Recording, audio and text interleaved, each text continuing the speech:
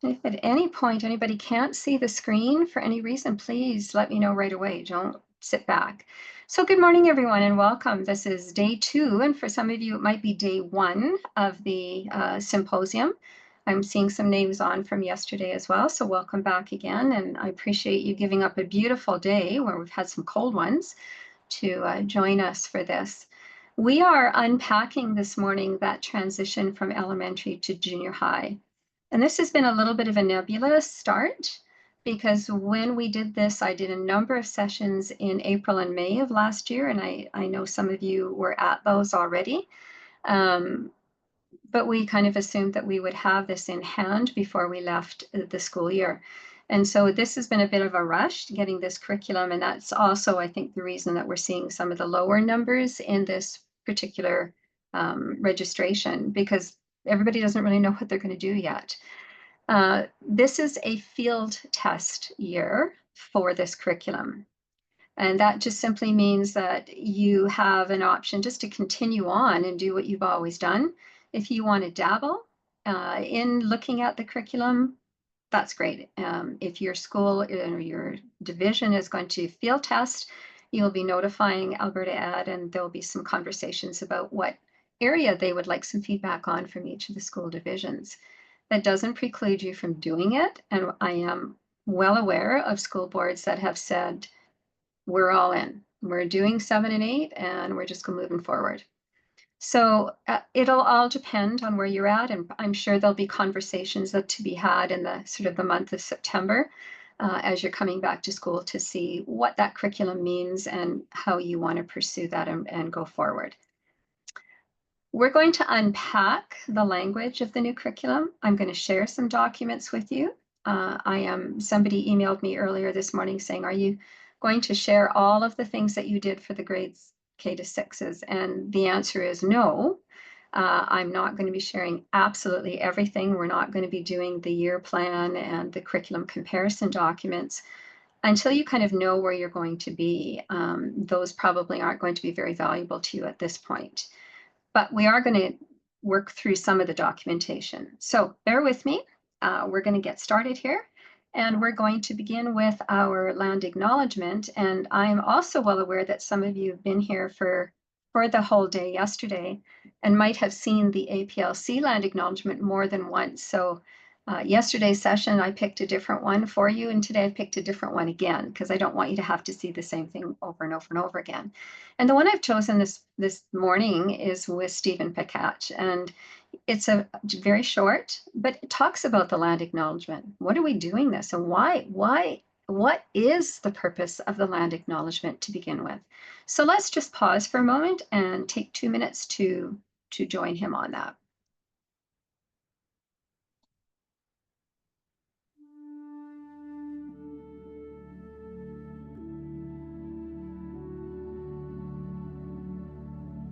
What I've learned from my elders is that when we do acknowledgement of the land, it's not about acknowledging whose land it belongs to, because that Indigenous worldview, we never owned the land. We're simply caretakers of it for future generations. And what I've been taught from my elders is that when we do that acknowledgement of the land, it's much more than just the territory. It's about relationships. It's about our relationships with people that share the land. It's our relationships with Mother Earth. It's our relationships with the four-legged, the finned, the feathered, the crawlers, the original stewards of Mother Earth. It's that relationship that we acknowledge with the trees. It's that acknowledgement that we have with the plant life that is part of the food chain and helps us exist. It gives us our medicines for healing, gives us food for nutrients, it gives us our medicines for ceremonies. We acknowledge water. Water is sacred, water is life.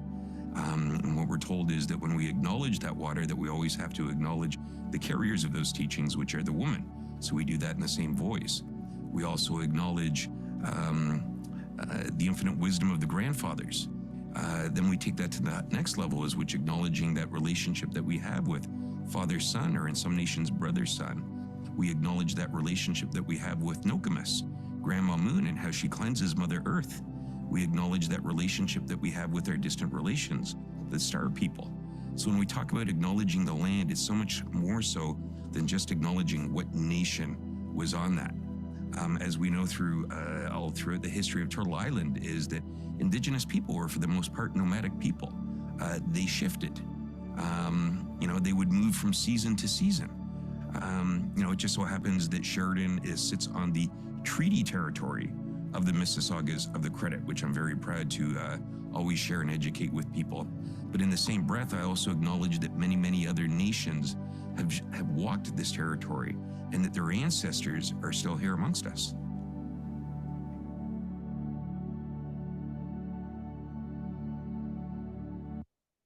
I do like listening to this as an acknowledgement, because I think it does bring home to us that it is more just about reading it off the screen and saying who was living on what particular territory. Those are important, absolutely important to acknowledge. However, I think Stephen brings up a really good point, is that it's about everything. It's about all of creation that we're acknowledging at the same time. So just thought I would share that one with you. Very appropriate to share with students as well. And it's good for them to see a variety of different ones that we can use as well. So, whoops, sorry, we don't want you to come on there again, Stephen. Before we get started, my name is Chris Sarsky. I am one of the designers of professional learning. Those are our official titles for the Learning Consortia, which just really means I do PDs. That's what it comes down to. And my areas of focus are math and science, as well as assessment, and Indigenous culture is the other pieces that I'm working on. So that's been a lot in the new curriculums that have been coming out. And today, this is what we're going to be working on, is looking at our new draft curriculum that we've received for the 7 to 9. And what are some implications? What are some things I could think about if I'm not really sure if I'm going to teach it? I have the copy, or I haven't even looked at the copy, but I'm probably going to teach my old stuff. But what could I do in the meantime to get prepared? So those are also things that I'm going to talk about this morning. I'm aware that we got this so late that many people are in flux. And so it's really hard. You might be at this session today, but saying, I don't know if I'm going to be doing it or not. I don't even know if I'm going to do a section of it. We haven't talked yet as a staff. And so that's understandable. And so I've kind of adjusted my presentation a little bit for that as well. But I'm also well aware that some of the people in the room here today are brand new to this curriculum. You are teaching junior high and have not had the reason to go and have a look at the grade 4 to 6 or any of the new math curriculums. So we're going to take that into account as well. So for those of you who are a little bit more of a seasoned veteran in that area, be patient with those who are not, that are just starting. We're trying to hit them all. So I'm going to look at the architecture and the terminology. And for those of you who are teaching right now in that new curriculum, that part will be a little bit new to you, but a little bit of a refresher for you. We're going to look at the numbered outcomes document. I do have a copy for you this morning. It is a draft, and remember that a draft is very changeable. So it's not a fixed document, but it's one that you could start from if you are going to be doing some planning. And some of the work that I'm going to be doing throughout the year, I've already started, and I have already started referencing them through the numbering system that's in there. And I'll explain how that looks if you're new to it. Making a comparison, a draft scope and sequence. One of my colleagues, Yulana Seletsky, had done one for K to 6, and she just updated it very briefly for the 7 to 9 as well, and shared that out with us this morning, so I can give that to you. Again, it's a draft, right? Everything's going to change once we get the next version of this in March of 2026. That'll be a more cleaned up version. As far as a field test, what do I look for? What should I be, heads up? Like, what am I looking for? Especially if I haven't looked at the 5-6. What are the things that I need to know about these new curriculums, especially in the math for me, that's coming through? And what are some things I can be prepared for before 26-27 pilot year, which would start next September? So it's old versus new, right? You're very familiar with your current 7 to 9 math program. We've had it for a while. There was an update in 2016, but it wasn't a major one. but it's really, we're very comfortable with that curriculum. And if you are not familiar with what happened in 4, 5, 6, then you will be pleasantly surprised, I think, in some respects, and some of the slides I show you of where some of the things that you are currently teaching in junior high is actually already living in elementary.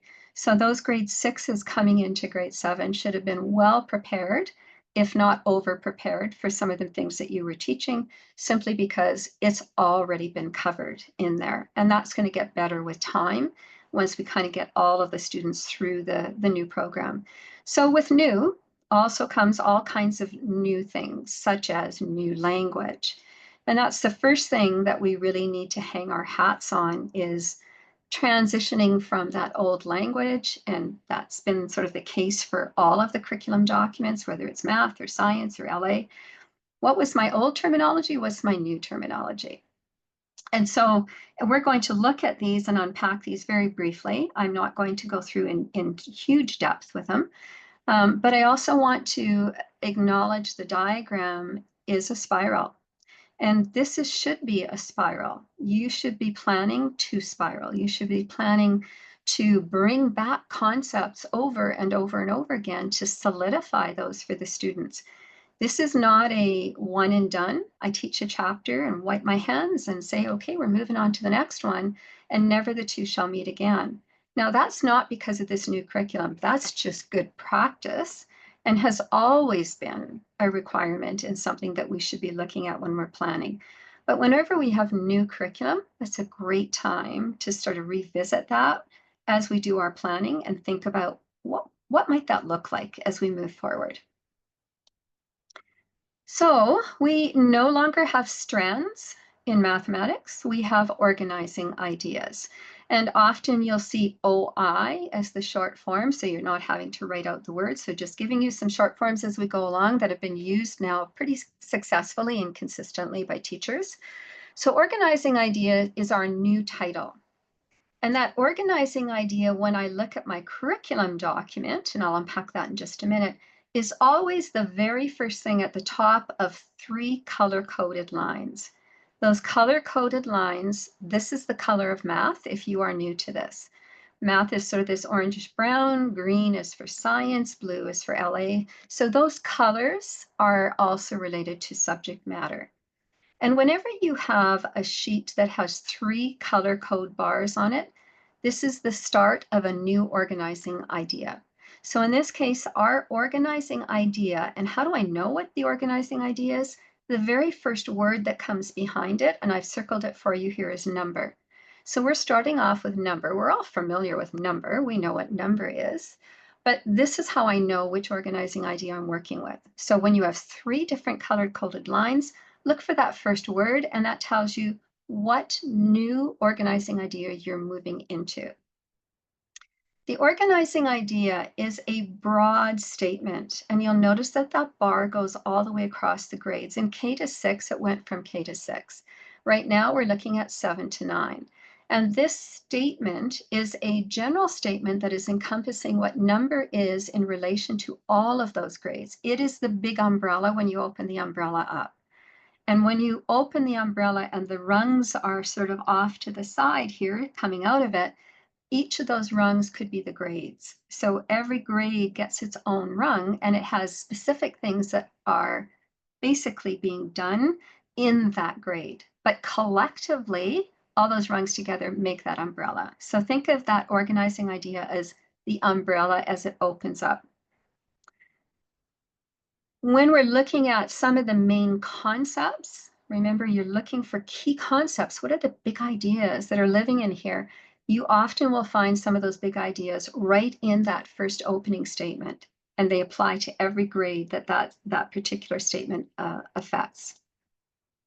The next row, slightly lighter, is the guiding question.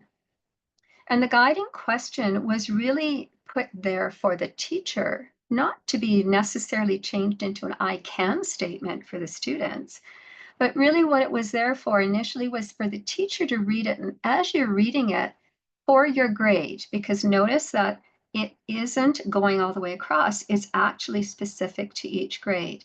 And as I look at that question about what it's asking in my grade, and I read it, how you think about answering that might also just actually give you your first stepping stones to how you're going to frame your unit. So what you're thinking as a good answer is probably the elements of what you're going to start planning. And so that was the intent of it, but it's really to prompt your thinking, prompt students' thinking if you're going to put in student-friendly language. The third line that we have is the learner outcome, and you're familiar with those. It doesn't matter what new curriculum we have, learner outcomes are learner outcomes. What does the student need to learn and do? Like, what do they have to know? And that's what you are reporting on. You are reporting only on the learner outcome. And what does that mean? Like, does the student have that? They been able to demonstrate that particular aspect of that learner outcome and all the components of it or not? That's still the same. Learner outcomes are specific to each grade. Okay, they're always different as they are now. So that's nothing really new for us. Just where they're located is in that third bar. Learner outcomes also have components to them. In other words, what's the learner outcome? What am I supposed to teach in that? What are they supposed to know? And that's where those 3 columns underneath will play a role in that. And we're going to unpack those in just a minute. So those 3 columns that live underneath have given the new acronym called CUSP. So if you've heard that word before, that simply means the first column was called knowledge, second one was understanding, and the third one was skill and procedures. And that's hence where that CUSP came from. A learner outcome can have several different CUSPs. In other words, several different rows of knowledge, understanding, skill, and procedures. In elementary, in particular in grade 5 and 6, the number outcomes were huge. There were sometimes 7 rows of things that needed to be covered for each learner outcome. That was a lot to unpack. That's not the case every time though. So here you can see that I have the first column is knowledge. And that knowledge column will tell you what are the pieces I have to make sure they know. It's the know piece. Now, in this curriculum, I'm going to say right off the bat, having already gone through it a few times, there is a lot of knowledge in the knowledge curriculum side, that column, that actually will become piece of your skill and procedure.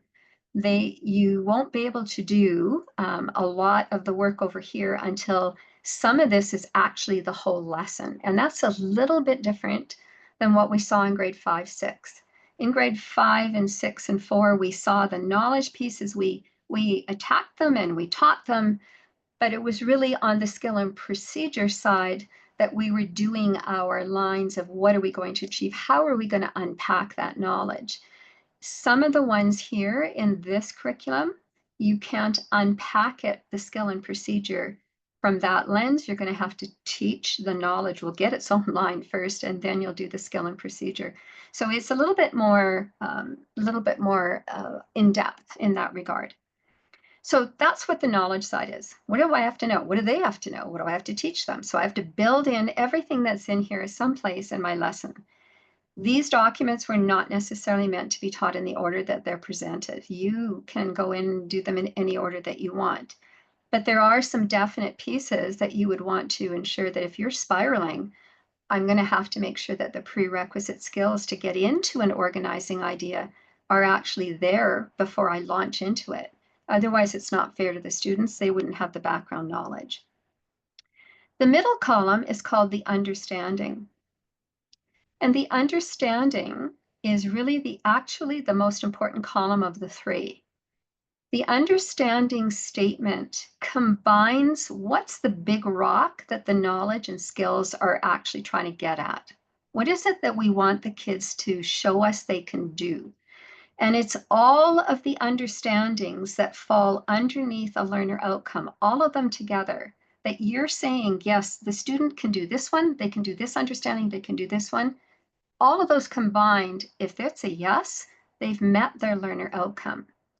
So this was not meant to be a checklist in any one of these columns. It's meant to work together. You can't do one without the other. But the understanding kind of culminates, what were all the things you were unpacking for fractions with me? And what were all the things that you were doing, or sorry, integers that you were doing over here as well? Oh, sorry, it is fractions I grabbed.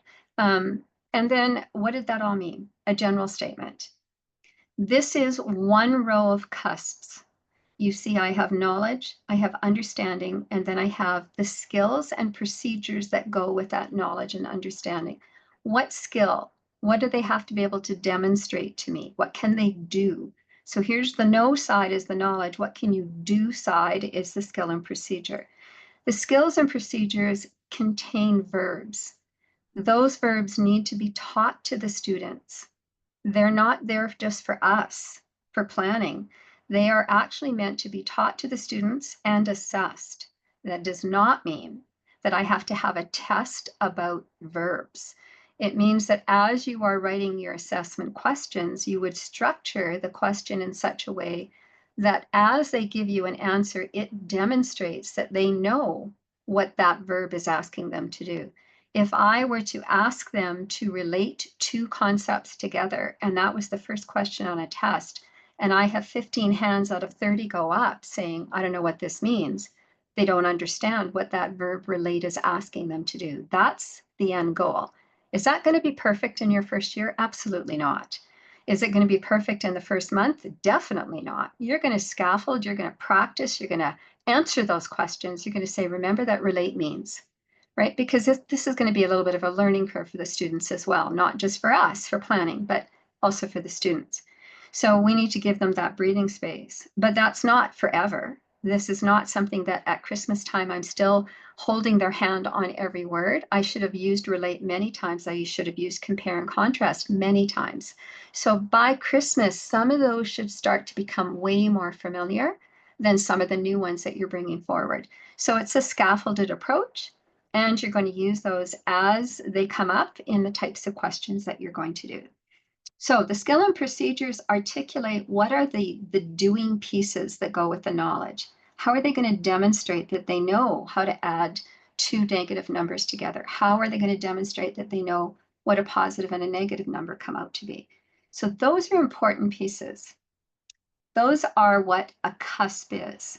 And cusps are not only this one row that you see on the screen. They could be below this, could be another one. And every time I get a new understanding in the same learner outcome, I will get new knowledge and new skills and procedures.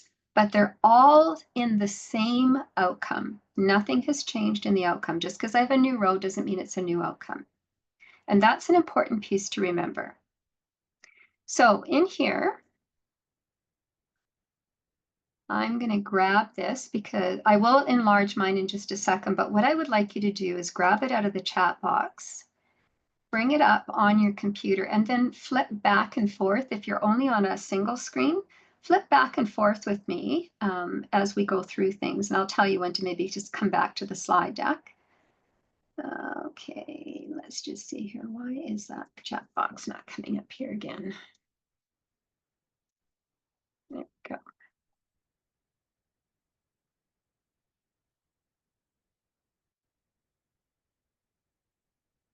All right. So it's in the chat box. You want to grab that. I'll just give you a minute to grab it and put it on your computer. We're going to use this as we go on through the morning here. So don't feel like you have to dive into this in the next 5 seconds and know it all, because that's not necessary.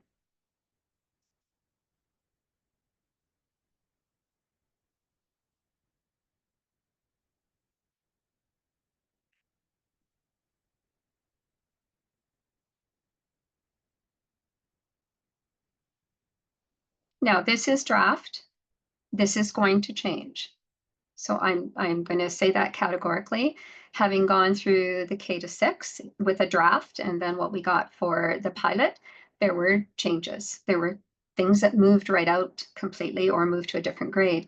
So we're not going to hang our hat on this as the final, but there's enough in here that if we were to go forward and do some planning, that even if you had to shift it to a different location, it's not time that's wasted, for sure not. Then I will talk a little bit about that. So this is the numbered outcomes document. What is this? This is the same document that Alberta Education has put forward. All I do is I bring it down from there and I go in and I number the outcomes.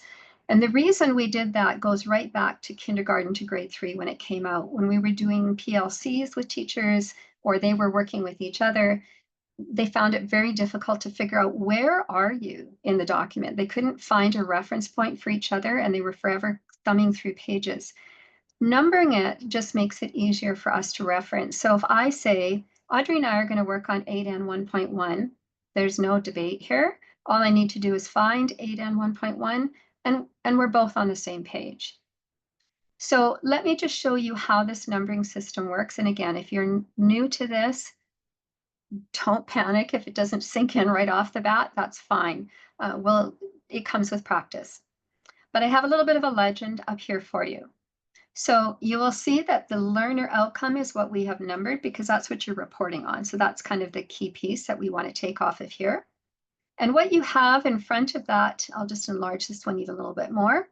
You'll see that I have a number and that number is the grade. So in this case, I'm in grade 8 right now. So everything that's in that grade 8 column will start with an 8. Everything that's in grade 7 starts with a 7, same with a 9. You tend to see that the way this is laid out, that number 1 in 7 progresses into number 1 in 8, which progresses into number 1 in 9. The nice part about this document is you can see how are things moving across the board. What did they learn previous to my grade? What am I sending them to? So where's the connections for all of these? So that's a beautiful way of being able to see that really, really quickly and to connect to, oh, okay, they're doing this with me. What did they do in 7 again? I just need to check, right? So I can go back and have a look.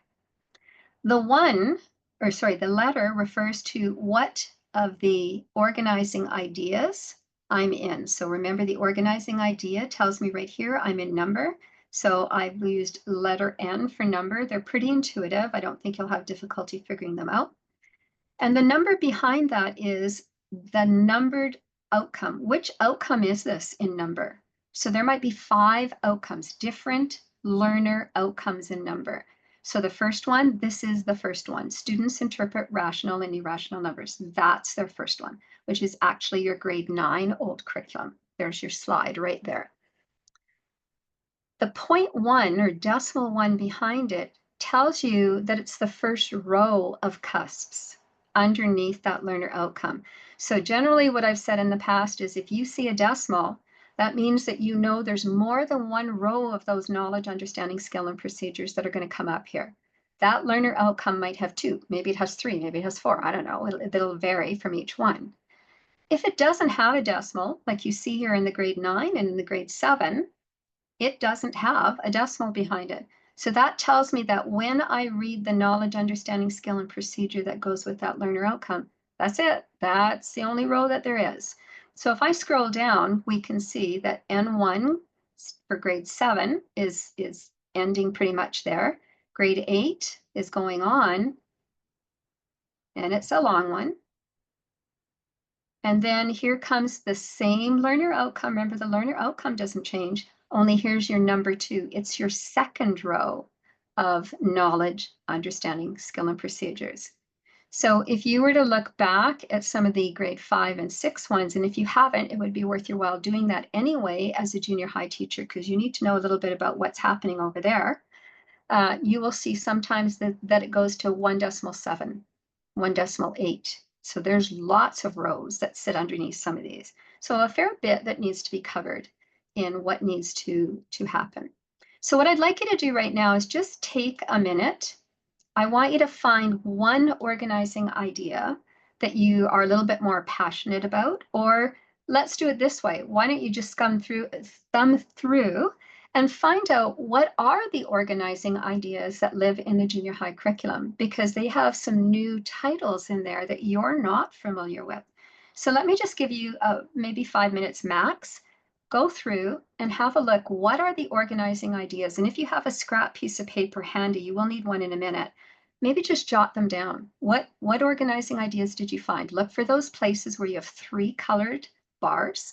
That's always going to be a new organizing idea.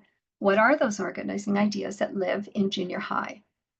So let you have just a minute to go through and do that.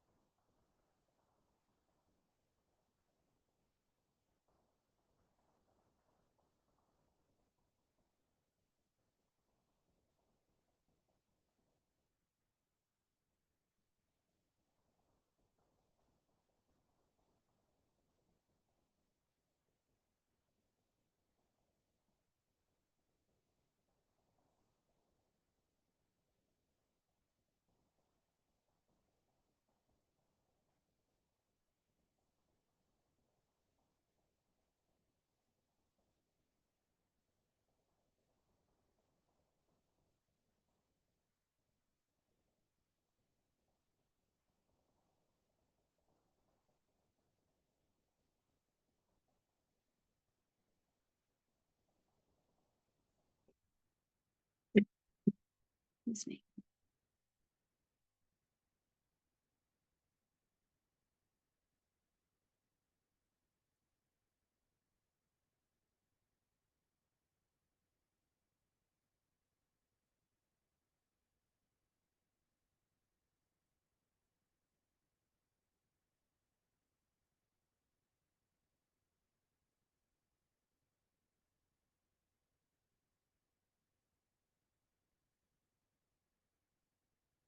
Okay, maybe just one more minute.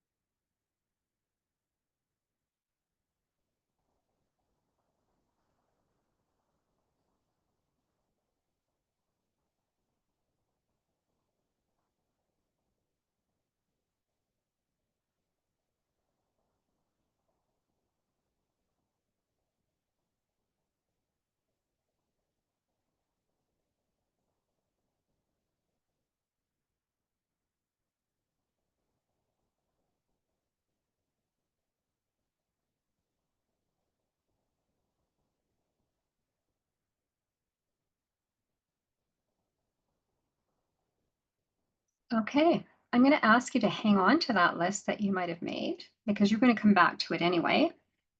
I'm going to go back to the document again that I shared with you.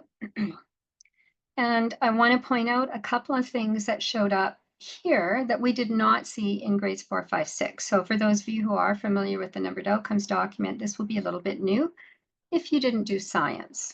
We saw this in science, it showed up there, and now we see it in math as well. So remember I said that often when we number them, and it doesn't matter even if they aren't numbered, whatever's sitting in a row as a learner outcome kind of progresses through to the next grades. In some cases, what we saw in science was we would have something in one grade and then nothing in the next grade, and then all of a sudden it showed up again. So what we did there is to keep the numbering system, and I'll show you what I mean here in a minute, the same. We simply put a tag in here saying there's no N2 for grade 8. Here I've got N2, a second learner outcome in grade 7, but there's nothing that matches that. There's no progression from that in grade 8 or grade 9. But when I go on and I move down and I find N3, there is a match now in grade 8.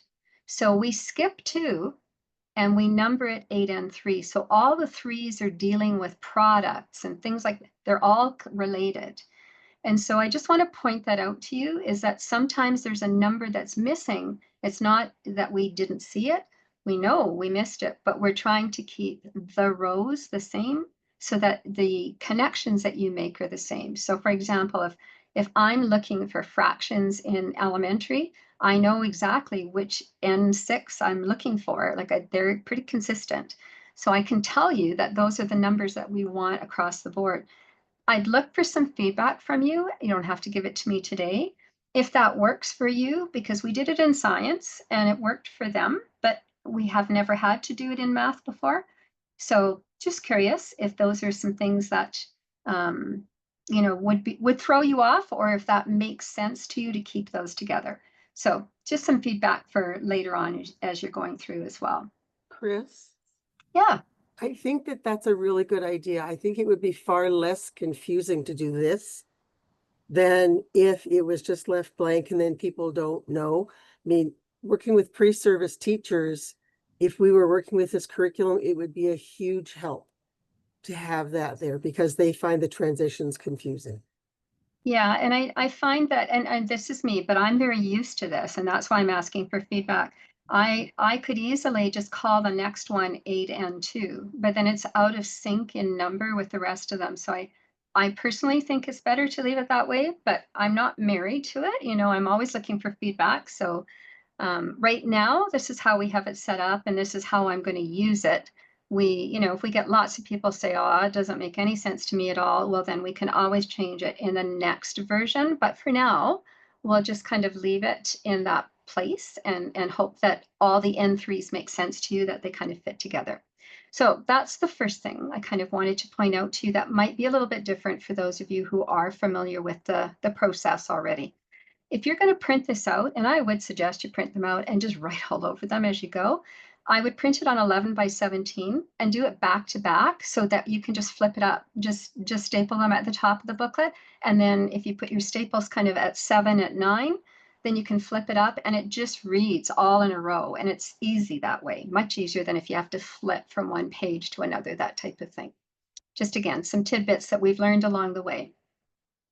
So you probably saw that those organizing ideas, there's a few different ones in there that we haven't seen in the language that we're used to seeing. We're kind of used to our 4 strands. And now we have a whole bunch of individual organizing ideas, some new, some not so new, right? Some of them are just really extensions of things that we've already done. So here's what I'd like you to do. And this I would like you to do on a scrap piece of paper. You don't have to share anything. Don't worry. No one's going to see it. It's just you. But I want you to pick one of the strands and one of the organizing ideas that you think goes together. For number, it would be a good one. I'm pretty sure that's where most of you would go. So if I pick number from the strand side and number from the organizing idea side, those two might go together. But maybe there's some other ones that you want to pick. So pick whichever one from each column that you want to fit together. And on your scrap piece of paper, I would like you to make a Venn diagram. So on the left-hand side, put your strand, whatever one you had, number or whatever, and on the right-hand side would be the new one. So just so you can tell them apart. I want you to take just a few minutes. Now, if you have taught grade 7, grade 8, grade 9 before, depending on whatever grade you're in and what you chose, because you don't have to stay grade 7, I just put grade 7 number as an example. If you're familiar with one grade, what did you teach in that strand? Just pick something. You're not going to pick the whole thing. Just pick some things that you did. But then go to the organizing idea in the document I gave you. Is that still there? Are you still teaching that in your grade in that number? Or do you not see it anymore? Or do you see that it's still there, but there's something added onto it? So I want you just to do a quick comparison. If you're not sure about what the strands are, the old strands, I can quickly give you a link so that you can go into your existing curriculum documents. This is them right here, so you can just click on whichever grade you want. I would love to get your opinion on that too. But I won't muddy the waters quite yet. All right, in the chat box is your strands that you're used to seeing. So if you just wanted to look at them, feel free, just click them on. Again, no one's going to ask you to share stuff here. I just want you to do it on your own. So pick one from each side that you think fits together. What do you teach on that side? What does the new one say you teach? And then obviously in a Venn diagram, what I used to teach and what's new in the new strand is still there. That's the common ground between the two of them. So let's just see how much common ground you found just in the short time that we're going to give you here to look at what you chose.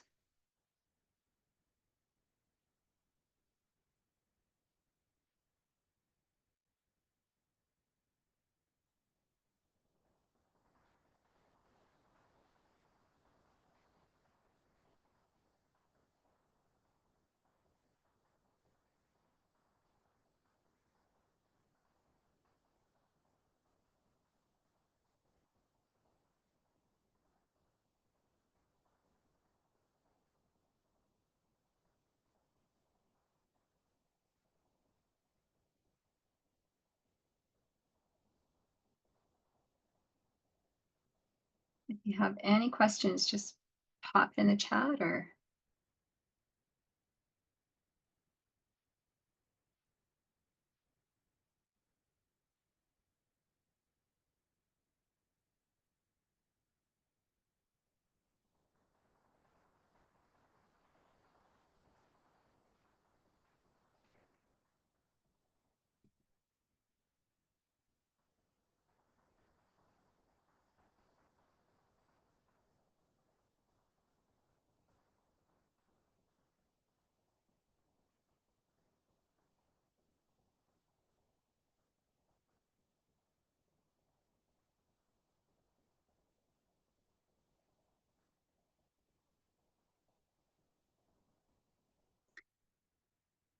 now, for those of you who did the junior high sessions with me last year, we did a working document, and I will update that working document. I'll probably do another PD with that again. This is one of those activities. We didn't do this one, but that's one of those places where I can see, where did it go to? What am I teaching? What do I used to teach? Where did it go to? It's not, I don't see it anymore. Where is it? So that was kind of the document that we did there. Depending on which two you chose here, you might have lots of overlap. You might have nothing in the middle, right? It just depends on what it was that you were focused on. So that's an important piece for us to consider is, has there been a slide? And if you're new to the junior high curriculum and have not seen the elementary curriculum, grade 7 and grade 6 had some pretty big slides, and it's not up, it's down. So we saw 8 and 7 move into 5 and 6. There were a number of concepts that slid. So we already knew that there was going to be a slide downward into the 7 and 8 from upper grades as well. So a lot of the things that we did in grade 8 are now showing up in 7, although there's a lot of the old 7 that's still living there too. And then the same is true of grade 8. We saw some things slide definitely from grade 9 straight into grade 8. And that made some room for concepts that we often teach in high school, beginning in grade 10, to slide into grade 9. So there is a slide down from high school, and I know Sherry had put a question in the chat box, is there a slide? And the answer is yes, there is. If you have high school background, that's not going to be a slide that's really going to affect you. But the language and terminology and pedagogy that goes behind that may be a little bit I don't want to scare anybody, not insurmountable in any way, shape, or form, but just new to you because you haven't seen it before. So there will be a little bit of work that needs to be done there. And again, depending on whether you're going to move forward with field testing in different grades and what that's going to be, that may affect you sooner or later, depending on what your decisions are. So we're going to, again, I just want to point out to you that Venn diagram, research tells us there is not a single assessment tool that you can use that's more powerful than that. A Venn diagram, I can't fool you as a kid. I have got to know some stuff to write in both of those circles and in the middle. I cannot memorize and just wing it. It is one of those ones that really is a decisive sort of formative assessment piece that I use frequently to see where kids are at and whether they're debating. If they don't have a clear understanding, if they're debating, they really don't know where to put stuff. That's because they're not understanding something. So this is a great one. And if you're looking for pedagogy, just a quick tip on that, grab some hula hoops. Go to the Dollar Tree store now and buy some hula hoops. I can put hula hoops on the floor. I could have 7 sets of them on the floor. That's 7 different stations that I could have kids doing something in with that. And I can walk around and see what they're doing. I can listen what they're saying. And if they say, I don't know where this goes, that's a big one for me, right? Then I know there's a little misunderstanding happening here. Those are powerful, easy ways for me to formally assess students. So at the top, I want to give you a copy of the scope and sequence that Yolana updated. The K-6 one is posted on the APLC website. This one isn't. It's all in draft form. So please remember that everything that we give you is a draft version and is going to change, right? Nothing's going to be perfect. If we need to change something, we will. But this will give you a good start and a good chance to get in there. I think the numbering in 7N4 is got a little bit of an error in it, and that's my fault. I changed it last night and I made a mistake in doing that, but it's nothing that you can't use the document in any way, shape, or form. So we'll get that one fixed up. All right, so I'll let you grab that one from the chat box.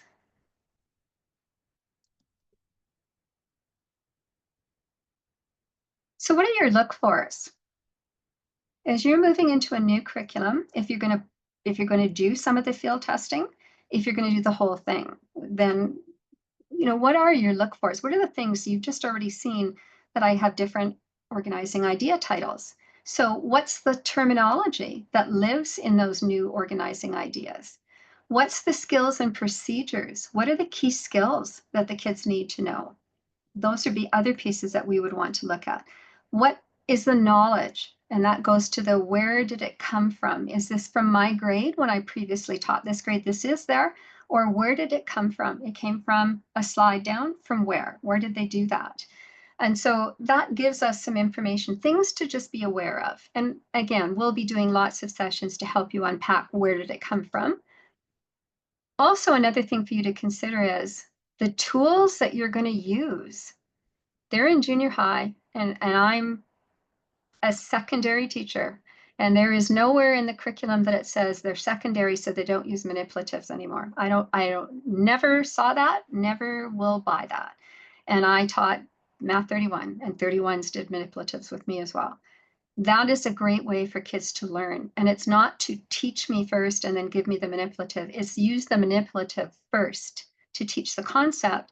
Then I can go in and I can do the symbolic stuff with them. I can do the paper and pencil. But they need to understand what it is you're asking them first, not teach me all the stuff on the board first and then give me the tool. Because then if I didn't get it on the board, I'm sure not going to get the tool to begin with. So these tools are tools that the grade 6s have been using and grade 5s have been using. And this is just a snapshot of them. It's not all of them. You need to become familiar. This is a great year. You've got a year to dabble. Why not dabble in some of those and make sure that you can integrate them into the current curriculum if you're not going to pilot or field test. You can definitely integrate them right now. Try them out. Make sure that you have a good understanding. How am I going to use them? Where am I going to use them? Where will I use Cuisenaire rods in grade 7? Where would I use money in grade 7? Where would I use algebra tiles in grade 7, right? All of those pieces are things that we need to be prepared for because the students are coming out of a pretty manipulative rich situation. So we need to keep that rolling, not stifle it and close it at the door when they walk in our classroom. Here's another example of things that you might want to have a look at if you have not seen the grades 4, 5, 6, for example. If you're a junior high teacher, if you just look through this list, anything that's in yellow and sort of orange is a concept. These are concepts that they covered in grades 4, 5, 6. As a junior high teacher, do you see any words that you're familiar with that you're teaching?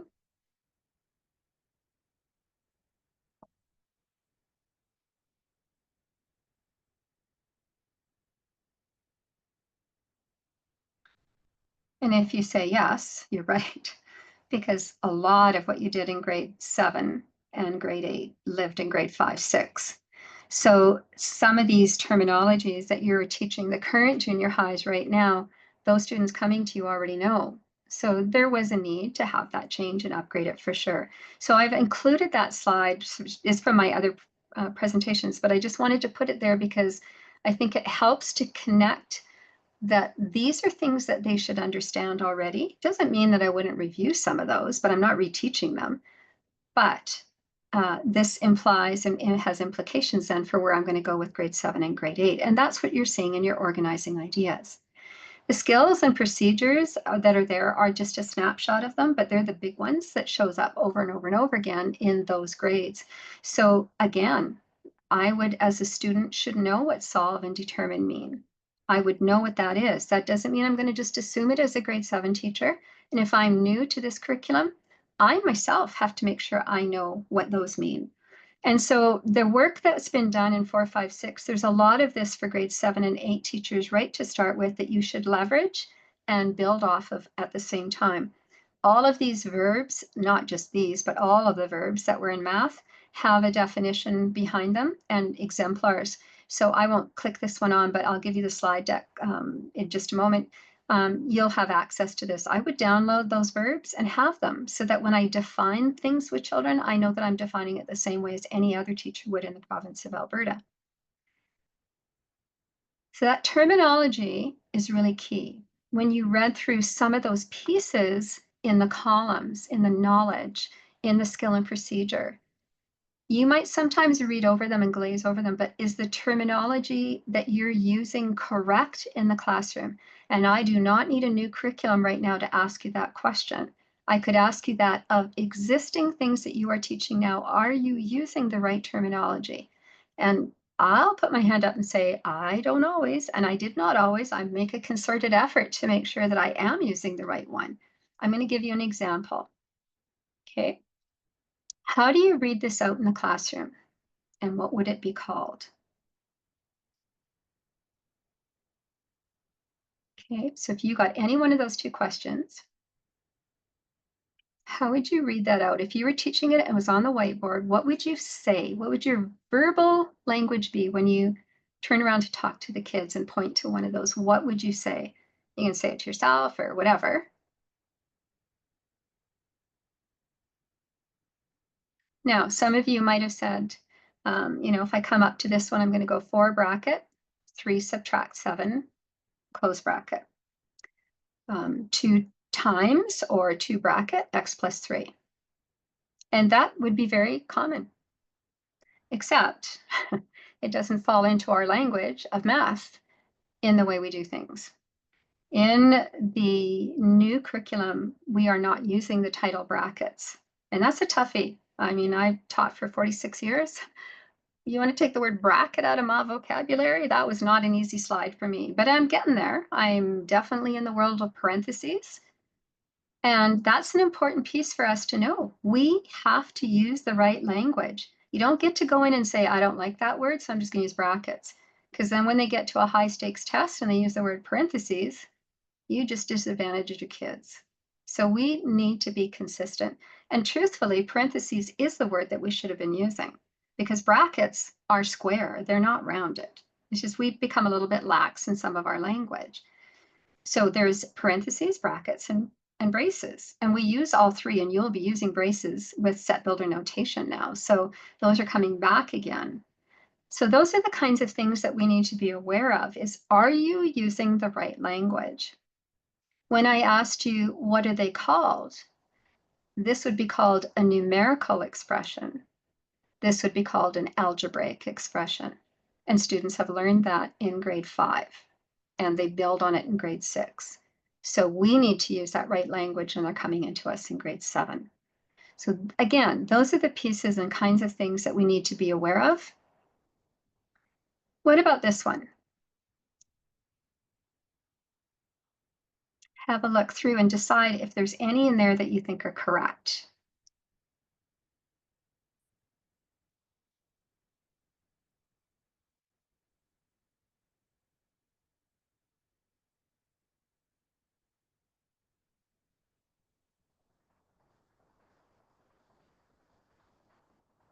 And again, I'm going to say to you, it'll also be part of how you were taught. Clearly, I will say that at any time. But when I look at this, it brings you back to, am I actually using the right language? So definitely, this first one is correct, 2 squared. 2 cubed, that's correct. 2 to the power of 2, common, but wrong. That is not the way that should be read, nor is it even close to being what the definition is. 2 to the exponent 2 is good. And this is how the definition goes. The exponent is here. It's 2 raised to the exponent of 2. The power is not the exponent that sits here. A power is the whole thing. A power is a base and an exponent together. That's a power. We've become lax, so we'll say 2 to the power 3, 4 to the power 5. But it's wrong. So we need to use the right language. If we want kids to understand it properly, then we need to use the right language as we go along. So the power on 2 is 2. No.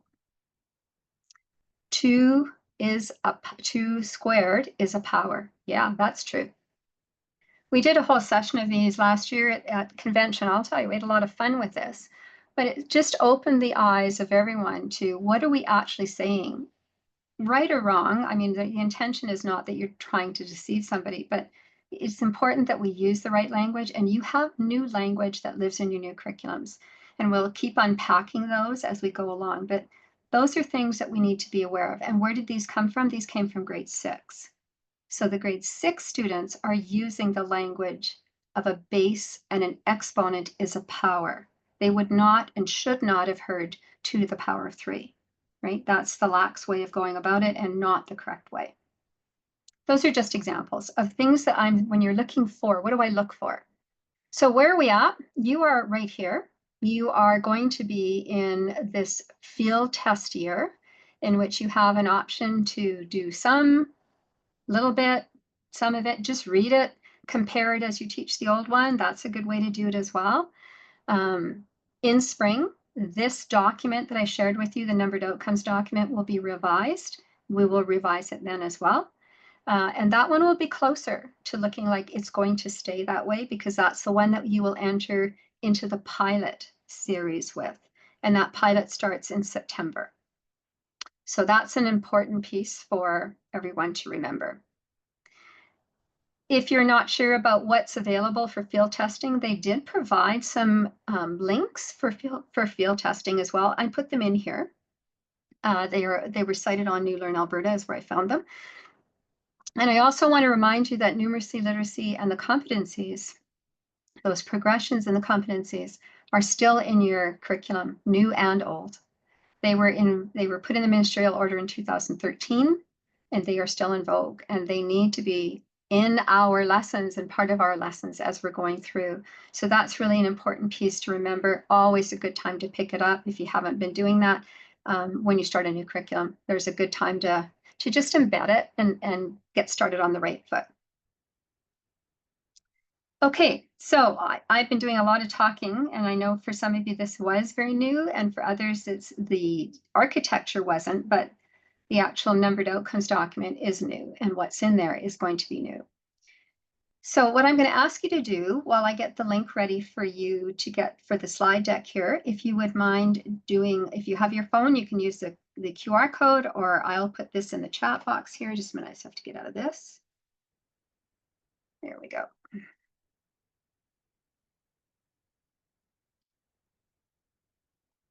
So I'll throw that in a chat box if you prefer just doing the link. They take a minute, literally, not long.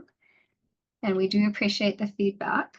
And any feedback you get in any of the documents that are draft this year, please don't hesitate to send them, because we like feedback, negative feedback too. Like if this is not working or this doesn't make sense to me or whatever, that's helpful that we get that.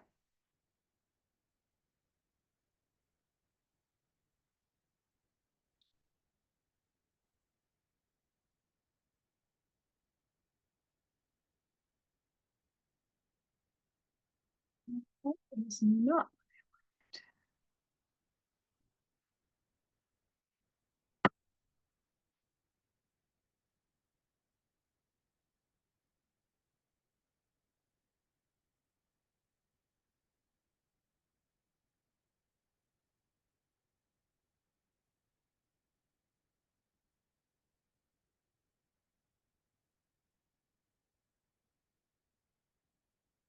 Sorry, guys, that was not the right link. So let me just grab this here.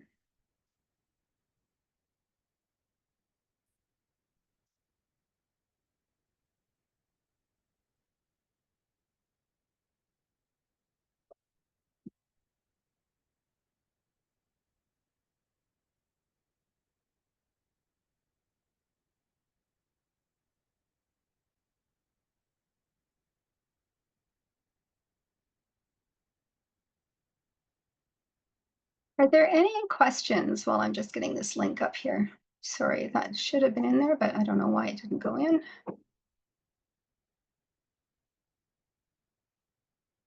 There we go.